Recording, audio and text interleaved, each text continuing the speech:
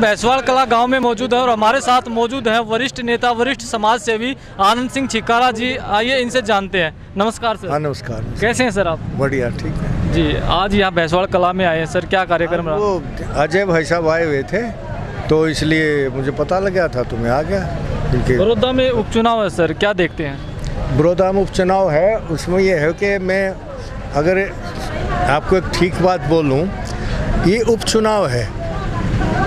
कांग्रेस को तो वैसे ही अगर ठीक से चले तो कैंडिडेट उतारना ही नहीं चाहिए।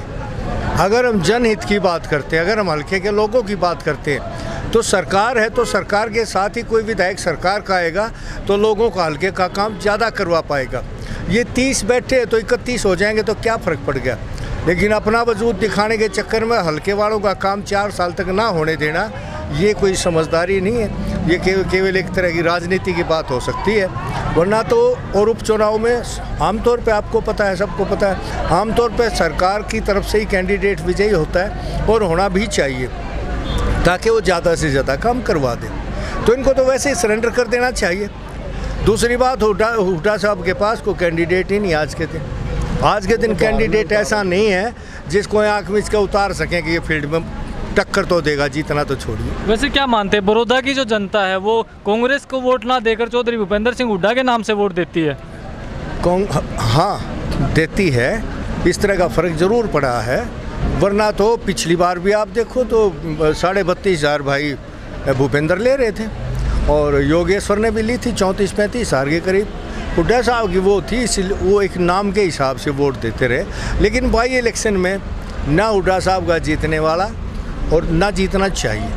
मेरे सामाजिक तौर पे मैं कह रहा हूँ कि हल्के के काम वही करवा पाएगा जो विधायक सरकार के साथ होगा, सरकार की उसमें होगा। तो ज़्यादा से ज़्यादा काम हो, 4 साल तक काम करो। मैंने पीछे उनका कंटेस्ट ठीक था, तब सरकार बनने की सवाल थी, एक सीट का महत्व था। अब सरकार तो बननी नहीं, 30 है तो 31 हो जाएंगे या 30 रह जाए, क्या फ़र्क पड़ गया। इसलिए उनको चाहिए कि भाई लोगों, अभी हम लड़ाते ही नहीं, बना लो बीजेपी वालों, जेजेपी वालों, बना और हल्के का काम करो, हमें इसमें खुशी है। ये जेजेपी और बीजेपी का जो गठबंधन है, ये पार्टी के नेताओं का, सिर्फ नेताओं का गठबंधन है या फिर कार्यकर्ताओं का भी गठबंधन है? देखिए, कार्यकर्ता चाहते हैं कि ज़्यादा से ज़्यादा काम हो हल्के के, और उसके हिसाब से अगर गठबंधन हो के सरकार बन गई। आज दुष्यंत भाई साहब भी बहुत काम करवा रहे हैं, लोगों के काम करवाने लग रहे हैं और बीजेपी भी रिकॉर्ड दे रही है, आपस में दोनों मिलके कर रहे हैं। तो हमारा अब जैसे कॉलेज यहाँ पे मंजूर कर दिए, ये खुशी की बात है। हमारा तो मकसद ये काम होने चाहिए लोगों का, जितना हितैषी सरकार बने, नेता बने, उतना ही बढ़िया है। और उसके लिए आज ये दोनों ठीक चले हुए हैं। गठबंधन में किसकी तरफ से प्रत्याशी उतारा जाएगा? मैं ये समझता हूँ जेजेपी की तरफ से उतारा जाएगा। और क्योंकि अगर परसेंटेज जो वोट्स को देखें तो भी बीजेपी को वैसे भी चाहिए कि जेजेपी के कैंडिडेट मलिक साहब को उतार दे यहाँ से, तो ये विजयी हो जाएंगे, क्योंकि कांग्रेस के पास से इनके मुकाबले का कैंडिडेट नहीं मिले।